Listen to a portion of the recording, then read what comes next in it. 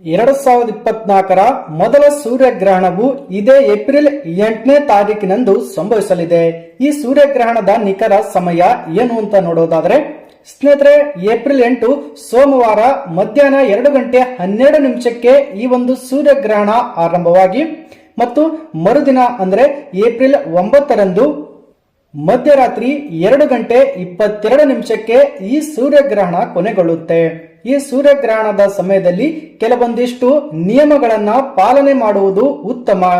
ಆ ಸಮಯದಲ್ಲಿ ನೀವು ಧ್ಯಾನ ಮತ್ತು ಪ್ರಾರ್ಥನೆ ಮಾಡುವುದು, ಧನ ಧಾನ್ಯವನ್ನು ದಾನ ಮಾಡಬೇಕು. ವಿಶೇಷವಾಗಿ ಗರ್ಭಿಣಿ ಇರುವಂತಹ ಮಹಿಳೆಯರು ಮನೆಯಿಂದ ಹೊರಗೆ ಹೋಗಬಾರದು. ಊಟವನ್ನು ಕೂಡ ಮಾಡುವುದನ್ನ ನಿಷೇಧಿಸಲಾಗುತ್ತೆ. ಇನ್ನು ಸ್ನೇಹಿತರೆ, ಗ್ರಹಣ ಮುಗಿದ ನಂತರ ಮನೆಯೆಲ್ಲ ನೀರಿನಿಂದ ಸ್ವಚ್ಛ ಮಾಡಿ ನೀವು ಸ್ನಾನ ಮಾಡಿದರೆ ಒಳ್ಳೆಯದಾಗಲಿದೆ.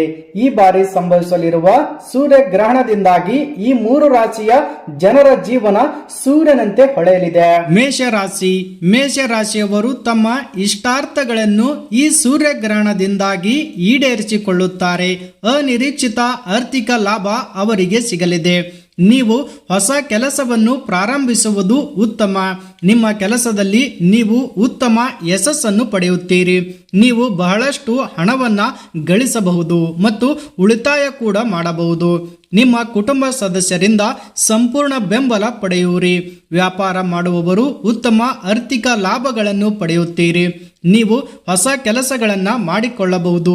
ಇನ್ನು ವೃಷಭ ರಾಶಿ, ಈ ವೃಷಭ ರಾಶಿ ಜನರಿಗೆ ಸೂರ್ಯಗ್ರಹಣವು ಧನಾತ್ಮಕ ಫಲಿತಾಂಶವನ್ನು ತರುತ್ತದೆ. ಉದ್ಯೋಗ ಪಡೆಯಲು ಬಯಸುತ್ತಿರುವವರಿಗೆ ಉತ್ತಮ ಉದ್ಯೋಗ ದೊರೆಯಲಿದೆ. ಉದ್ಯೋಗ ಮಾಡುತ್ತಿರುವವರಿಗೆ ಬಡ್ತಿ ಮತ್ತು ಸಂಬಳ ಹೆಚ್ಚಾಗಬಹುದು. ಈ ಸಮಯದಲ್ಲಿ ನೀವು ಬಹಳಷ್ಟು ಹಣವನ್ನು ಗಳಿಸಬಹುದು. ಇನ್ನು ವಿದ್ಯಾರ್ಥಿಗಳು ಪರೀಕ್ಷೆಯಲ್ಲಿ ಉತ್ತಮ ಅಂಕ ಗಳಿಸಿ ಜೀವನದಲ್ಲಿ ಯಶಸ್ಸನ್ನು ಗಳಿಸುವವರು. ರಾಜಕೀಯ ವ್ಯಕ್ತಿಗಳಿಗೆ ಉತ್ತಮ ಲಾಭ ಸಿಗಲಿದೆ. ಇನ್ನು ಮಕರ ರಾಶಿ, ಈ ಮಕರ ರಾಶಿಯವರಿಗೆ ಸೂರ್ಯಗ್ರಹಣ ಲಾಭ ತರಲಿದೆ. ವಿಶೇಷವಾಗಿ ಮಕ್ಕಳಿಂದ ನೀವು ಒಳ್ಳೆಯ ಸುದ್ದಿಯನ್ನು ಪಡೆಯುತ್ತೀರಿ. ಉದ್ಯೋಗ ಮಾಡುತ್ತಿರುವವರು ಮೇಲಾಧಿಕಾರಿಗಳೊಂದಿಗೆ ತಮ್ಮ ಸಂಬಂಧವನ್ನು ಸುಧಾರಿಸುತ್ತಾರೆ. ಈ ಕೆಲಸದ ಸ್ಥಳದಲ್ಲಿ ನೀವು ಉತ್ತಮ ಯಶಸ್ಸನ್ನು ಪಡೆಯುತ್ತೀರಿ. ಎಲ್ಲ ಯೋಜಿತ ಕೆಲಸಗಳು ಯಶಸ್ವಿಯಾಗಿ ಪೂರ್ಣಗೊಳ್ಳುತ್ತದೆ. ಮುಖ್ಯವಾಗಿ ಈ ಒಂದು ಅವಧಿಯಲ್ಲಿ ನೀವು ಬಹಳಷ್ಟು ಹಣವನ್ನು ಉಳಿಸಲು ಮತ್ತು ಗಳಿಸಲು ಅವಕಾಶಗಳನ್ನು ಪಡೆಯುತ್ತೀರಿ. ಜಂಟಿ ಉದ್ಯಮಿಗಳಿಗೆ ಈ ಸಮಯ ಉತ್ತಮವಾಗಿರುತ್ತದೆ. ಈ ಗ್ರಹಣವು ಕೆನಡಾ, US, ಮೆಕ್ಸಿಕೋ ಮತ್ತು ಉತ್ತರ ಅಮೆರಿಕಾದ ಕೆಲವು ಪ್ರದೇಶಗಳನ್ನು ಒಳಗೊಂಡಿರುವ ಬಹುದೇಶಗಳಲ್ಲಿ ಗೋಚರಿಸಲಿದೆ. ಈ ಸೂರ್ಯಗ್ರಹಣವು ನಮ್ಮ ಭಾರತದಲ್ಲಿ ಗೋಚರಿಸುವುದಿಲ್ಲ.